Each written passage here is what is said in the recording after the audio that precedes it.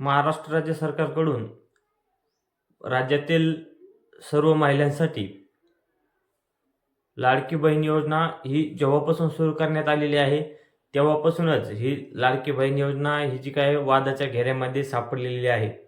सुरुवातीला विरोधकांकडून या योजनेला विरोध करण्यात आला, त्यानंतर यासाठी हायकोर्टात पिटिशन देखील दाखल करण्यात आले की ही जी योजना आहे ही महिलांना पैसे वाटप करून मतदान विकत घेण्यासाठी योजना आहे।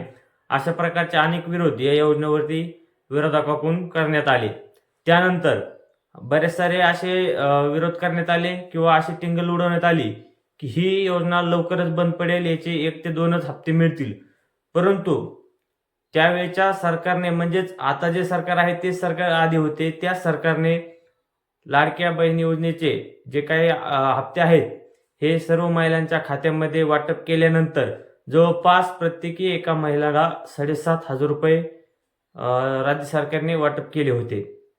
आता यामध्ये निवडणुकीच्या आधी एकनाथ शिंदे, देवेंद्र फडणवीस व अजित पवार यांचे जे काही युतीचे सरकार होते, या सरकारकडून घोषणा करण्यात आलेली होती की राज्यामध्ये पुन्हा आमचे युतीचे सरकार आल्यानंतर हा जो काही 1500चा हप्ता आहे हा 1500 वरून 2100 करण्यात येईल।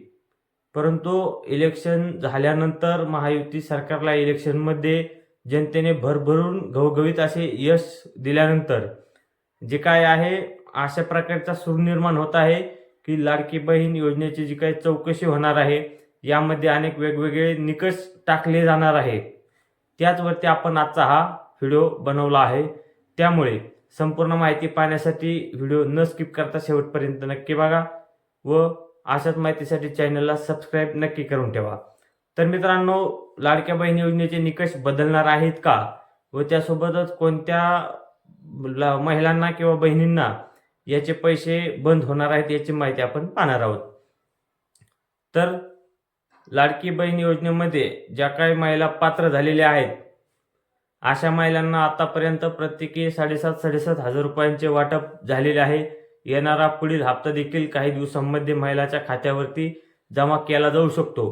परंतु यावरती जे काही सरकार आता स्थापन झाल्यानंतर चर्चा होत आहे की योजनेसाठीचे निकष बदलणार आहेत किंवा जे काही अर्ज आहेत या अर्जाची छाननी होऊन यामध्ये अनेक महिला बाद होणार आहेत, अपात्र होणार आहेत। तर यासाठी पत्रकारांनी आदिती तटकरे यांना प्रश्न विचारल्यानंतर त्यांनी असे सांगितले की सरसकट अशी कुठल्याही प्रकारची छाननी होणार नाही व कुठल्याही महिलांचे पैसे बंद होणार नाही। तर ही जी काय छाननी आहे ही कशी छाननी होणार, तर आपण मागे देखील पाहू शकता की अनेक पुरुषांनी जे काय महिलाच्या नावाने अर्ज करून आपल्या स्वतःच्या खात्यावरती ही पैशाची घेतल्याची बाब उघड झालेली आहे। याआधी देखील अनेक पुरुष मंडळींना यासाठी अटक देखील झालेली आहे। फक्त यासाठीच छाननी करून अजून जे काही फ्रॉड अर्ज आहेत किंवा चुकीच्या पद्धतीने भरलेले गेलेले अर्ज आहेत अशाच अर्जाची छाननी होऊन ते अर्ज बाद करण्यात येणार आहेत, अशी जी काही माहिती आहे ही आदिती तटकरे यांनी दिलेली आहे।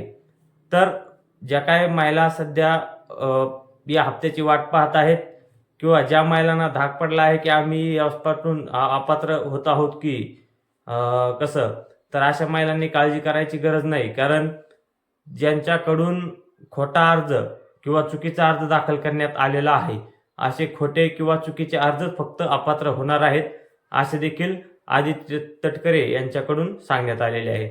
तर ही माहिती तुम्हाला कशी वाटली हे आम्हाला कमेंट बॉक्समध्ये कमेंट करून नक्की कळवा। त्यासोबतच हा व्हिडिओ तुम्हाला आवडला असल्यास व्हिडिओला लाईक व अशाच नवनवीन माहितीसाठी चॅनलला सबस्क्राईब नक्की करून ठेवा। धन्यवाद मित्रांनो।